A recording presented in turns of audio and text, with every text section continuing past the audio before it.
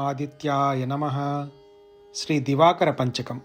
अतुल्यवीर्यमुग्रतेजसं सुरं सुकान्तिमिन्द्रियप्रदं सुकान्तिदं कृपारसैकपूर्णमादिरूपिणं दिवाकरं सदा भजे शुभास्वरम्। इनं महीपतिं च नित्यसंस्तुतं कलासुवर्णभूषणं रथस्थितम् अचिन्त्यमात्मरूपिणं ग्रहाश्रयं दिवाकरं सदा भजे शुभास्वरम्।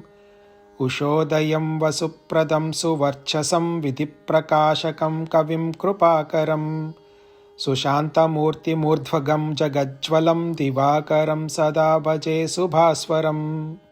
ऋषिप्रपूजितं वरं वियच्छरं परं प्रभुं सुरोर्हस्य वल्लभम् समस्तभूमिपं च तारकापतिं दिवाकरं सदा भजे शुभास्वरम्। ग्रहाधिपं गुणान्वितं च निर्जरं सुखप्रदं शुभाशयं भयापहं हिरण्यगर्भमुत्तमं च भास्करं दिवाकरं सदा भजे शुभास्वरम्। इति श्री दिवाकर पंचकम्। ओम आदित्याय नमः।